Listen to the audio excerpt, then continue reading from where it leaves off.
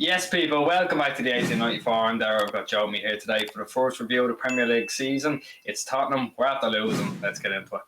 Right, so we'll get into it now. It was a very disappointing opening. I thought we looked very lethargic after the first half. We looked good in the first half. There's a lot of good link-up play coming from Sterling, Grealish. Those two down the left flank looked unbelievable. But, it's a lack of number 9 that's after costing us and, early season syndrome. But, Joe, what are your thoughts on that?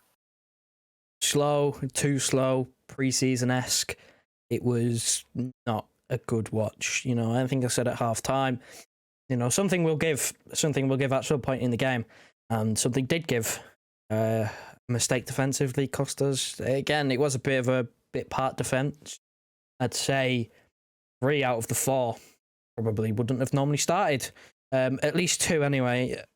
But it's still good enough, especially when you consider the prices we bought those players for. It still should be good enough to, do better than what they did. Just too disappointing, too slow, tailed off in the second half. It's just, we need could be a blessing in disguise, the fact that it's Norwich at home next, because if it was anyone more difficult, you could say we'd be in trouble really early on in the season. I know it shades of last season where we're dropping points in the first few games of the season. I know it's only one game and it's too hard to predict, but we started like this. That last season, we did beat Wolves on the opening day, which was quite a nice feeling last season because, we'd struggled against Wolves.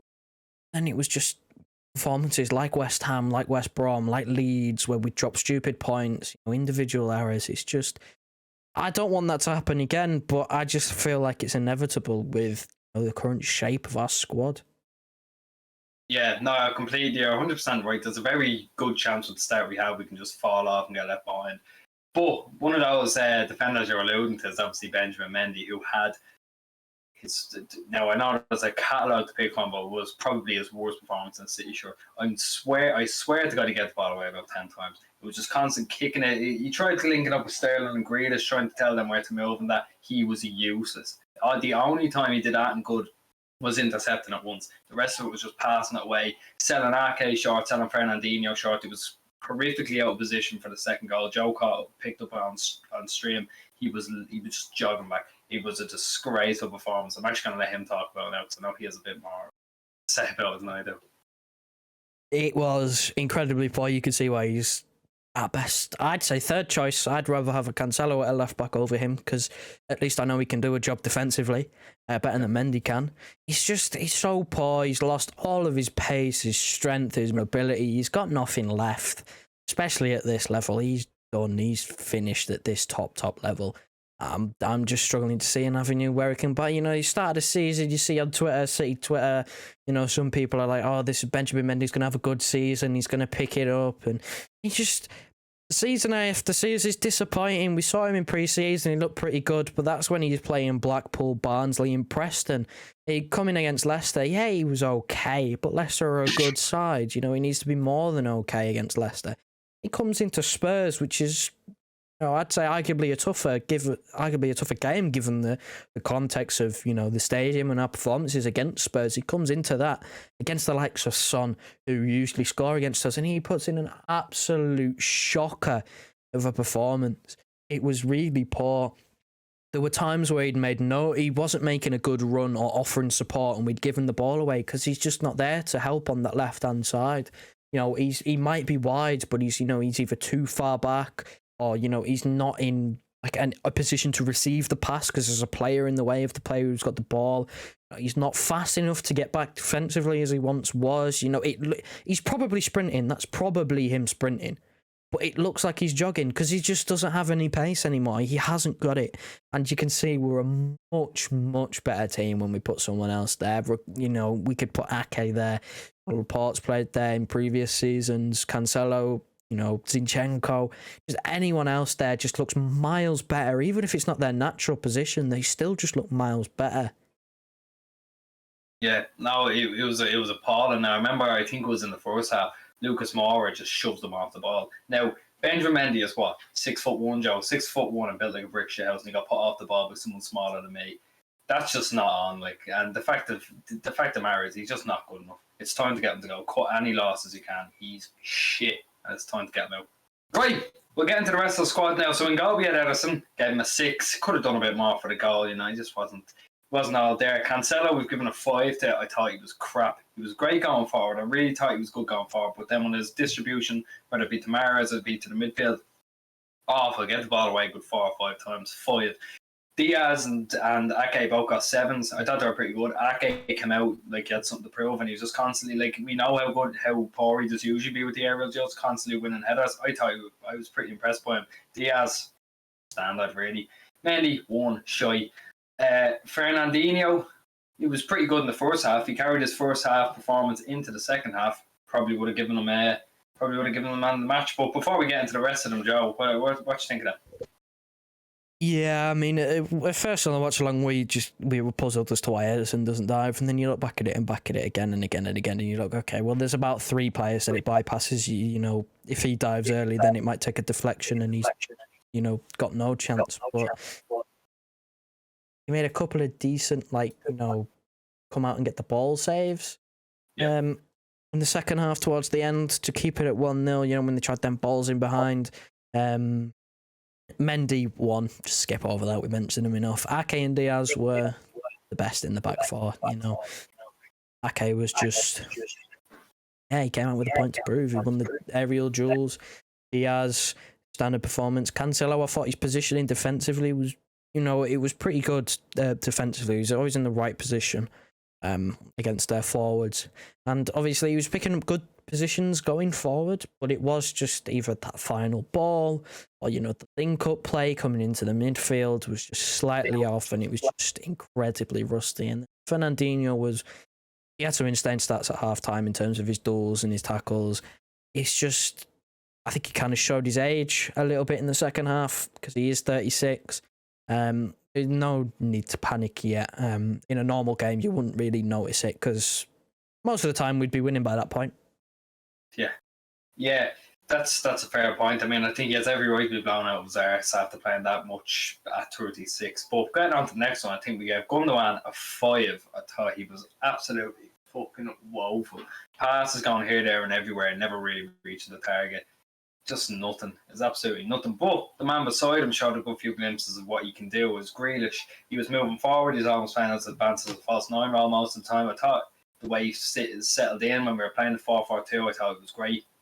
Thinking up well with Sterling, like we mentioned as well. I was really, really impressed by how Grealish started. And, you know, I think he's only going to blossom when we have De Bruyne in. Like when he came on, we looked a much better team.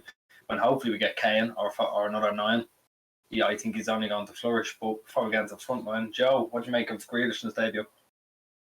It was, obviously, it was going to be better than Leicester because he had more time on the pitch. There was that one foul that he won that was almost a penalty. Initial contact was outside the box. It was the right decision to give the free kick in the end. But, you know, he just won so many fouls. It's so odd to see City winning those little fouls because we never, ever used to get decisions like that. It was a tiny little bit of contact, a player to go down. We never used to normally get those decisions as given as fouls for us. But it almost seems like Grealish is... I don't know what it is about him. He just seems to get in, like, his body in the way, and he just wins those fouls. I just think that it's so underwhelming with what we do with those set pieces. Kind of lets us down. Our set pieces, just to touch on them, our corners today, I think most of them were short. They were awful. They were horrible. There was one where Cancelo's heading it from 20 yards outside the box. It's just horrendous. We've got a new set piece coach, and I haven't seen anything change. I don't know what's going on. I know it's like Gundogan would take it, pass it to Grealish. Grealish would pass it to Mendy. Mendy would cross it in and it'd get cleared. It was the same again and again and again. I don't understand. But, you know, back on Grealish, I just think, you know, it's early. It's really early, but signs are looking good. And then Gundogan, I hope that injury, regardless of how good he was, like, he might not have been that good. I don't think he was. He did give the ball away a few times, but I am hoping that injury is just not, you know, as significant as it maybe could be, because, you know, every player's allowed an off game, and I'm sure he'll be back. He'll be performing again. He'll be on the goal scorers list. But I just hope that injury isn't a bad one.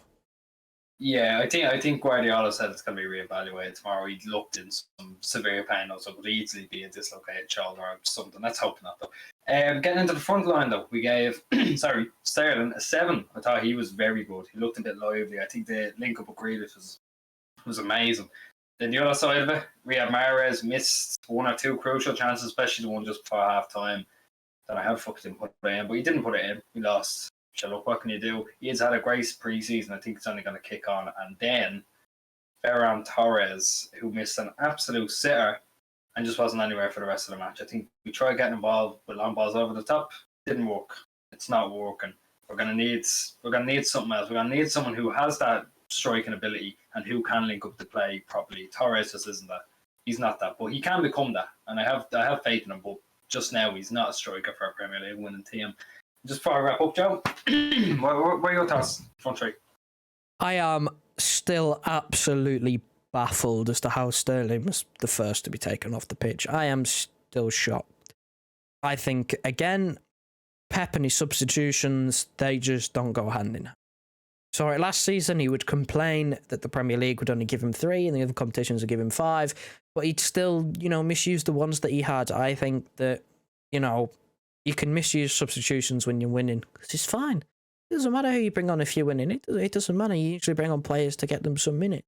But when you need to, when you're chasing a game, or you need to, go and stamp your authority on the game, someone like Sterling, who was having a good game, he was driving at the defence. I think he was the best out of the front 3.